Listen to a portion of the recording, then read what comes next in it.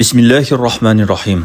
Alloh taologa hamd va sanolar, payg'ambarimiz sollallohu alayhi va sallamga durud va salovatlar bo'lsin.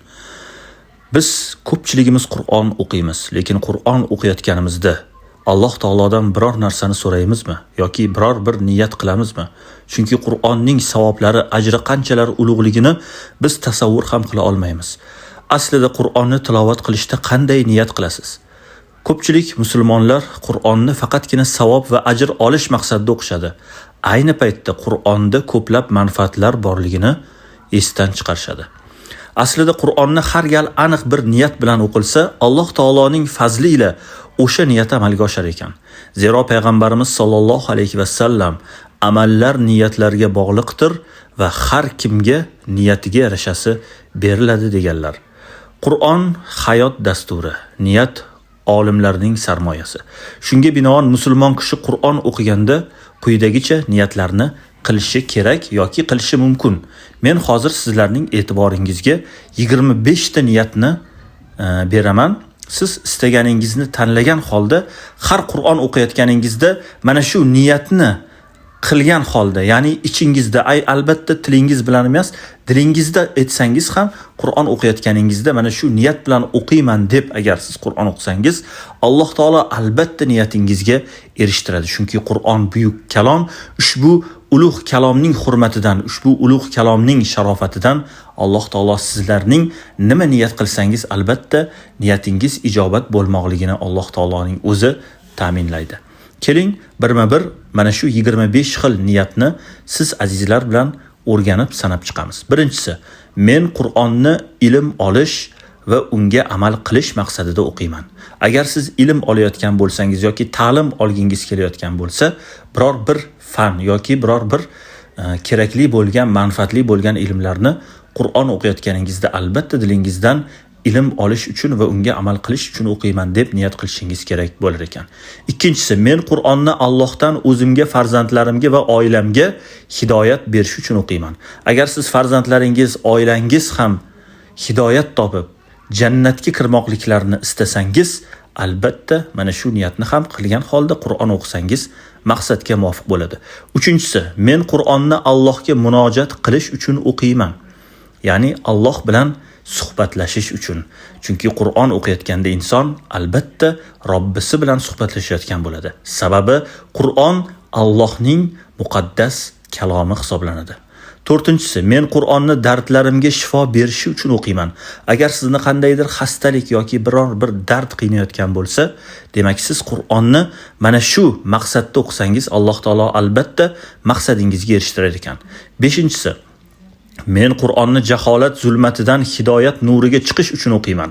Ya'ni siz hidoyat nuriga chiqmoqchi bo'lsangiz, atrofingizda qandaydir jahilliklar, jaholat ko'payib ketgan bo'lsa, mana shu maqsadda Qur'on o'qisangiz Alloh erishtirar ekan.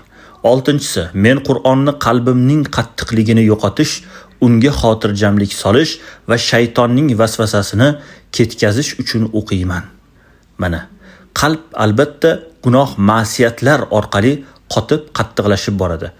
Gunoh ma'siyatlarning asosiy sababchilaridan biri esa nafs va shaytonning vasvasasidir. Agar siz mana shu shaytonning vasvasasidan qutulmoqchi bo'lsangiz, Qur'on o'qiyotganingizda mana shu niyatni qilsangiz maqsadga muvofiq bo'lar ekan. Yettinchisi, men Qur'onni hasaddan, nazar, nafasdan o'zimni va oila ahlimni asrash uchun o'qiyman. Bilamizki, insonlarda hasad, turli xil nazar yoki turli xil nafaslar bor. Bu insonning hayotiga, umriga, joniga, jismiga ta'sir qilishi mumkin. Siz mana shu maqsadda kimdir sizga hasad qilayotgan bo'lsa, kimdir sizga g'ayrli maqsadda qarayotgan bo'lsa yoki yomon nazar qilayotgan bo'lsa, ushbu niyat ila Qur'on o'qisangiz albatta ushbu niyatingiz ijobat bo'ladi. 8-inchisi, men Qur'onni g'ofillardan bo'lib qolmaslik va Allohni mudom zikr qiluvchilar qatoridan bo'lish uchun o'qiyman. Biz ko'pincha g'ofil bo'lib qolamiz. Turli xil dunyoviy narsalar bilan, telefon, televizor, dunyoviy lag'u gaplar bilan g'ofil bo'lib Allohning zikridan uzoqlashib ketamiz. Mana shunday yomon illatdan qutulmoqchi bo'lsangiz, ushbu niyatni qilsangiz maqsadga muvofiq bo'lar ekan. 9-inchisi, men Qur'onni iymonim mustahkam bo'lishi, ishonchim ortishi uchun o'qiyman. iymoningiz yanada mustahkam bo'lib, nuriga nur qo'shilishini xohlasangiz, mana shu niyatni qilsangiz maqsadga muvofiq bo'lar ekan. 10-si, men Qur'onni Allohning amriga itoat etish uchun o'qiyman. 11-si, men Qur'onni har bir harfi uchun 10 tadan savob olish uchun o'qiyman. Bilamizki, Qur'onning har bir harfiga 10 tadan va Alloh xohlasa undan ham yuqori savoblarga erishamiz. Demak, mana shu niyat bilan o'qigan, mana shunday ajrlarga ega bo'ladi. 12-si, men Qur'onni qiyomat kuni Qur'onning shafoatiga noil bo'lish uchun o'qiyman. Qiyomat kuni dahshatidan hamma har qayoqqa qochib, hammada yuragida bir qo'rquv, qalbida bir qo'rquvlar paydo bo'ladi. Mana shunday qo'rquvdan, mana shunday dahshatdan qutulish uchun Qur'on shafoatchi bo'lar ekan. Mana shu niyat bilan o'qisangiz albatta qiyomatda najot topar ekansiz. 13-si, men Qur'onni jannatda yuqori daraja topish uchun o'qiyman. Jannatning darajalari juda ko'pligini bilamiz. Uning har bir darajasi insonning amaliga, ibodatiga, solih ishlariga qarab belgilanadi. 14-si, men Qur'onni Allohning huzurida darajam yuksak bo'lishi uchun o'qiyman. Albatta bu ishni hamma xohlaydi. Har kim Allohning huzurida darajasi yuksak bo'lishini xohlaydi. Mana shu niyat bilan Qur'on o'qisangiz, Alloh taolo sizning darajangizni o'zining huzurida yuksaklardan qilar ekan. 15-si, men Qur'onni qiyomat kuni ota-onamga toj kiydirish uchun o'qiyman. Bu ham juda ham ulug' niyat. Inson ota-onasiga yaxshilik qiladigan bo'lsa, mana shu yaxshiliklarning eng gultojisi mana shudir. Ya'ni ota-onaning boshiga qiyomat kuni toj kiydirish. 16-si, men Qur'onni Allohning xos ahllaridan bo'lish uchun o'qiyman. 17-si, men Qur'onni do'zaxdan najot topish uchun o'qiyman. Do'zax azobidan, do'zax vahshatlaridan Allohning o'zi hammamizni asrasin. Qur'on o'qiyotganingizda albatta do'zaxdan najot topish uchun ham niyat qiling. 18-si, men Qur'onni o'zimga yoki oilamga yetgan sehru jodu amalidan xalos bo'lish uchun o'qiyman. Agar sizga kimdir sehru jodu qilayotgan bo'lsa, albatta Qur'on o'qib, mana shu niyat bilan Qur'on o'qing.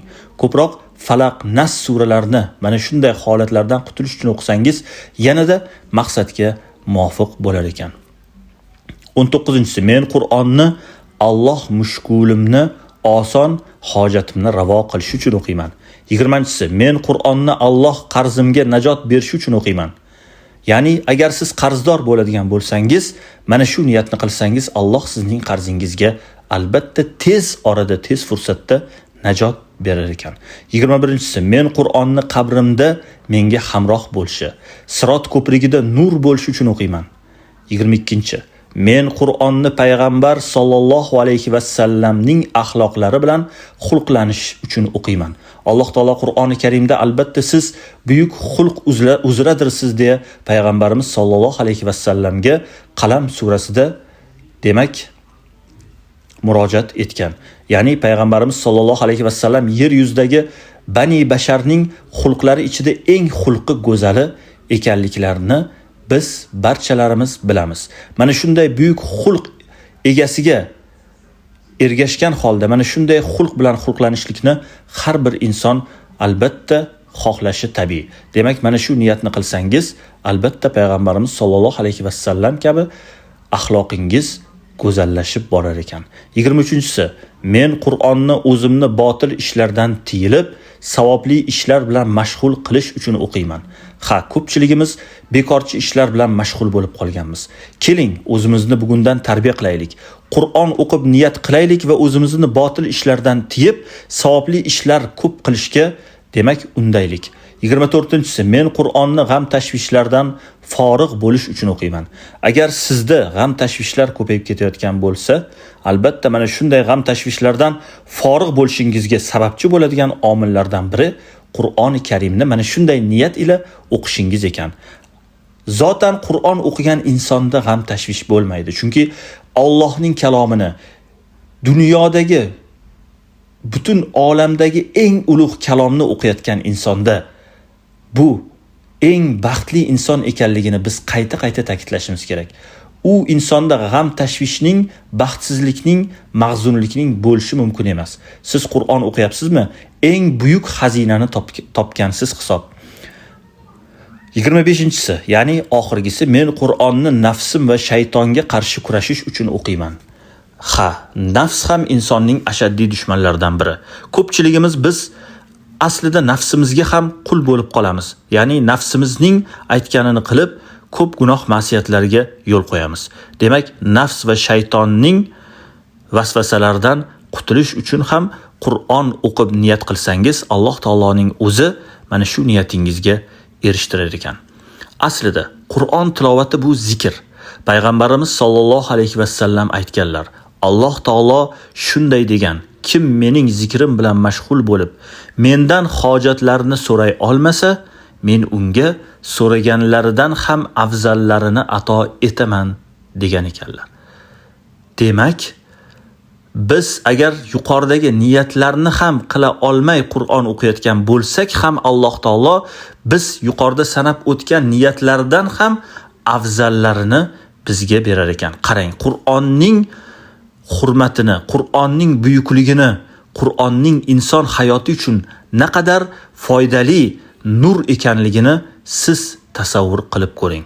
Hattoki niyat qilib duo qilishga esingizdan chiqib yoki vaqtingiz bo'lmay qolgan holda Qur'on o'qisangiz ham, Alloh taolo sizga barcha duolardan, barcha niyatlardan, barcha yaxshiliklardan afzalini berar ekan. Alloh taolo barchalarimizni mana shunday buyuk, yaxshi ishlarga hamroh etsin, mana shunday xayrli ishlarda bardavom qilsin. Va sallallohu taala ala xayri xalqihi Muhammad va ala alihi va ashabihi ajma'in bi rahmatika ya arhamar rohimin.